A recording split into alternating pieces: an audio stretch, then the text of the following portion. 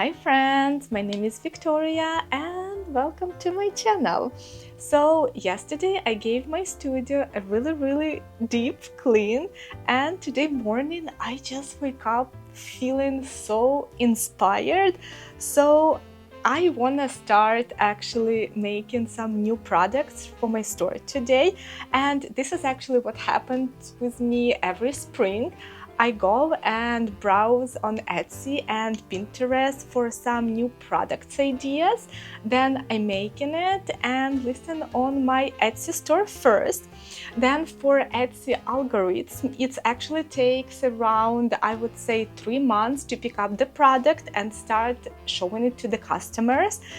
And then if I see that the product sell, I keep in it. But if a few months pass and I don't see any sales from my new product that I made, then I'm removing it. And this is actually something that helped me to find these my core products. Yeah, so I think let's get started. First, I like to print out some inspiration pictures of products I found and hang them up on my table.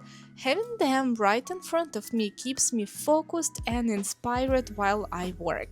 It also helps me decide which elements I want to use for my products, like how many colors of fabric to choose, what details to add, and how to make everything feel cohesive as a collection. This is the product that I like and I wanna try to design it, but with my fabric and my design. So I wanna make quilted bag, quilted pouch, and a quilted how do you call it? Pot holder. And I'll start this process by choosing color combinations for each product. To do this, I use my linen coasters, which I made in all available colors from my store.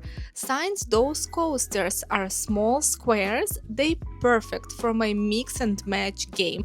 And honestly, this part can take a while because I like to play around with different color combos until I find the perfect match, but that's what makes it so much fun. Okay, so I decided that the first item that I will design today will be a linen quilted bag. Next, I grab my notepad and start sketching out the bag, writing down all the important measurements.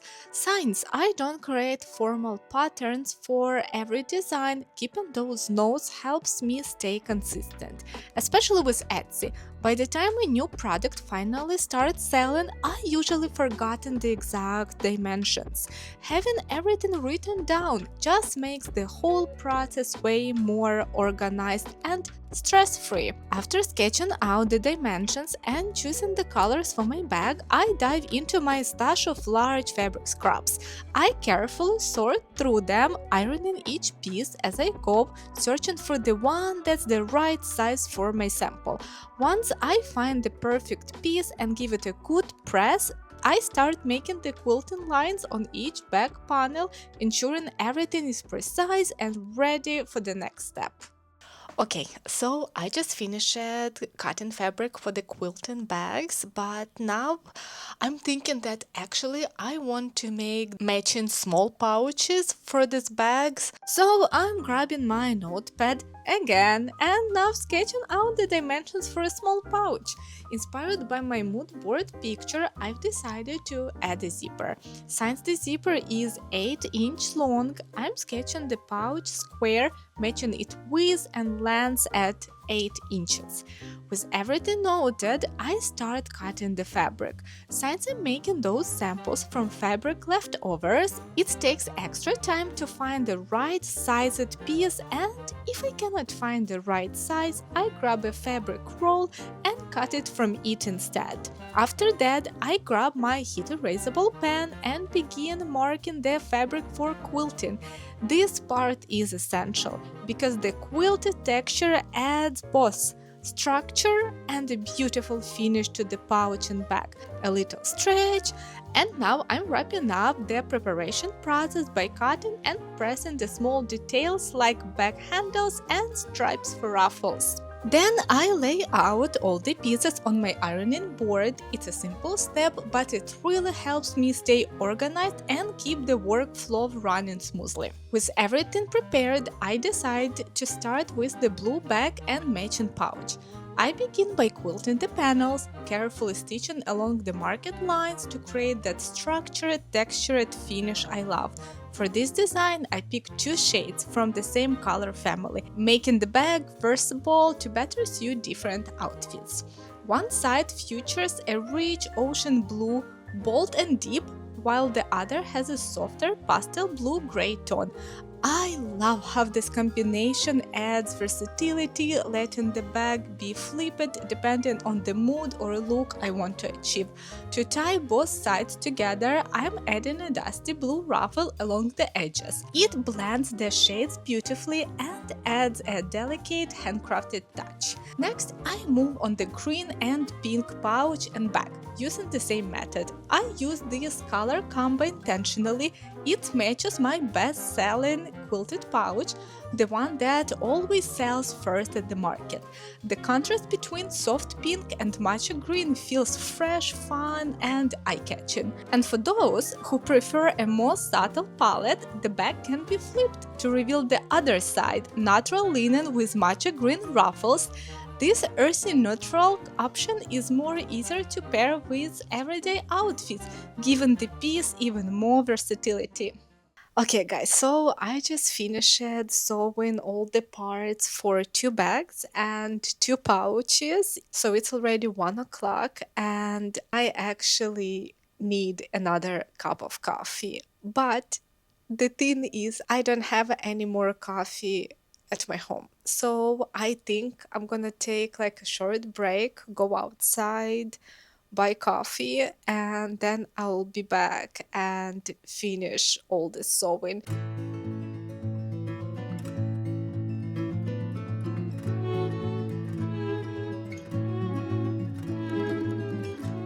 Not much writing love songs.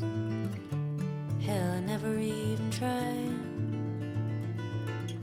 With 1,000 things gone wrong, here's one thing that is right. I run back to you. I'm back.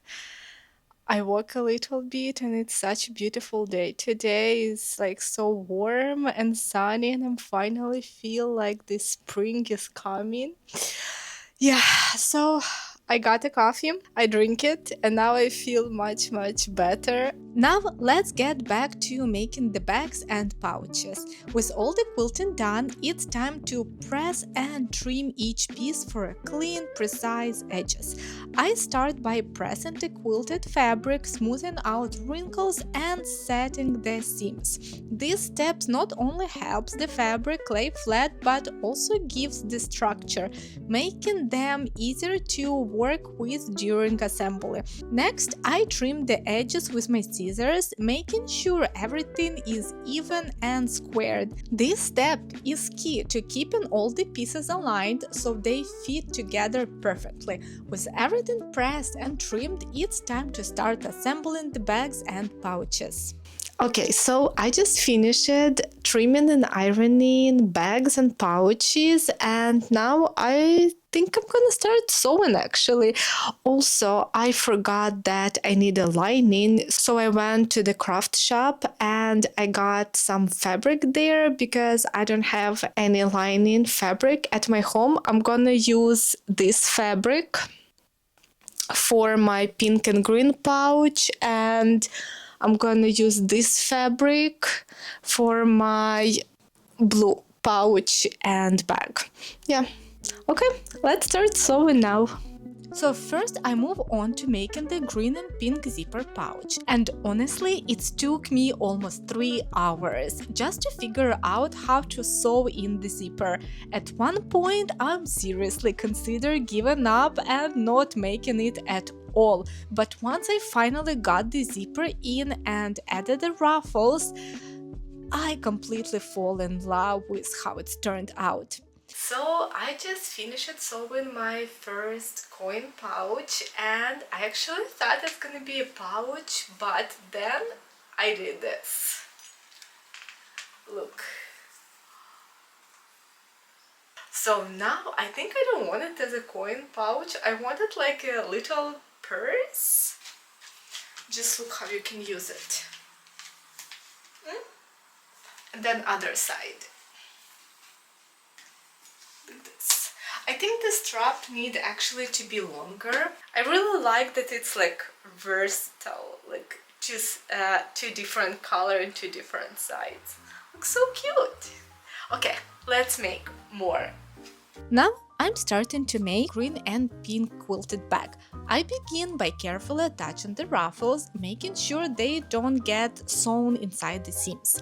Then I sew the panels together, add the lining. By the way, it took me some time to figure out how to match the lining with the bag sides and stitching everything into place.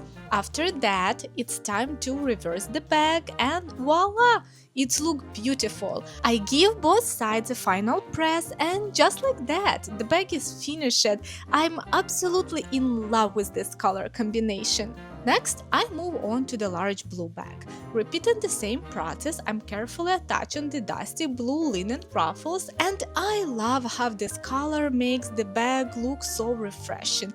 I think this bag would pair beautifully with denim outfit. The deep blue and soft blue gray complement each other perfectly, and the ruffle really ties the whole design together.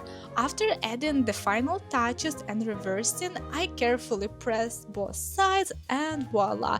Two ruffle bags are ready. Now I'm finally sewing the blue zipper pouch.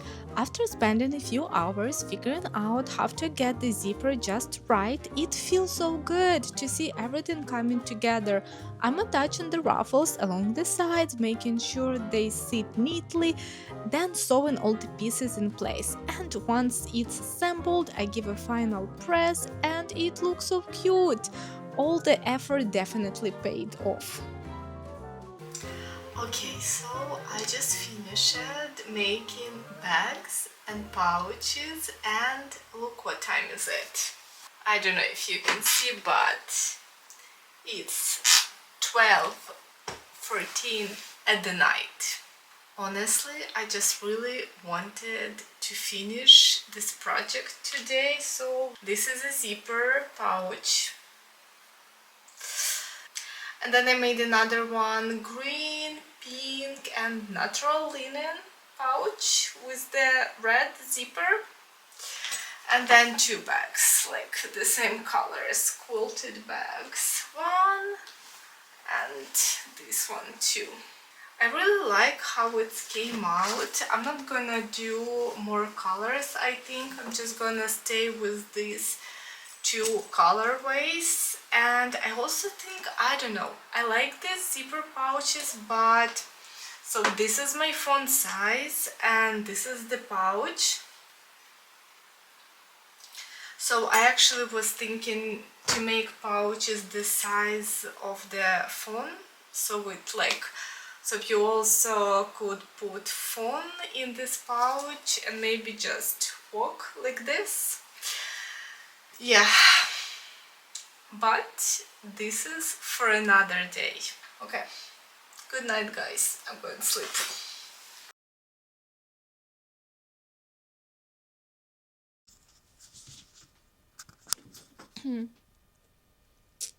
Hi friends, so I made yesterday these coin bags, and I actually think that it's a little bit bulky to be a coin pouch. So now I actually want to turn it into a shoulder bag, and I think it's gonna look much more cuter, just like shoulder bag. I'm gonna make it a little bit bigger so you can fit your phone and the key inside. Yeah, so that's the plan for today, and let's start sewing. So first I used my phone to help figure out the perfect size for this small crossbody bag. I wanted it to comfortably fit a phone, maybe few keys or other little things, just enough for everyday use. Once I had the dimensions, I made a quick pattern to keep things consistent and make it easier to recreate bag later. To be honest, I spent so much time yesterday working on those zipper pouches, and it was a tough decision to change the design, but if I make something and I'm not happy with the shape or I don't see how it could actually be used, I have to change it. Otherwise, it would drive me crazy and I would never make it again. I just finished cutting all the parts for this shoulder bag, but now actually I have a problem. I don't know how long the shoulder strap should be because everyone is different. Some people is tall, some people is short, and I don't know how long it should be, because for me I think like 25 on one side, like if it would end here should be fine, but like I don't know how it's gonna look on other people. And I actually was thinking to make this shoulder strap adjustable, so I have like a really big inner discussion, what should I do with this shoulder strap. The thing is, if I decide to make the bag strap adjustable, I need a reliable supplier for those little hardware pieces, whether metal or plastic. And honestly, that takes time. If I go to local stores here in New York, those parts can get really expensive. But if I source them from Amazon, I have to order a bunch of samples, test them out, see which ones break, which ones peel, and which are actually good quality. It's a whole process. So for those samples, I'm keeping it simple with a standard 20 each strap for now. I'll figure out the adjustable version later. I just finished making the first bag and I think it looks so cute. Look at this. Look, one side, second side. I think it's super cute, and I don't know, but I think it's a good strap length, and you can wear this bag like this. Right? And it's not too low and it's not too high. I think it's perfect. And then you can also wear this bag like this, like a cross bag. And also this bag is like a perfect size for the phone. My phone is 16 Pro Max and it's like fits perfectly, and I still have like space for my keys actually. Wait. And the pink side. Look how cute these bags look together. I really love how these bags came out, because I used to design different bags before and I actually didn't like, let's say I was not 100% satisfied how that bags came out, but these bags definitely, I love it. Okay. Let's make blue bag now.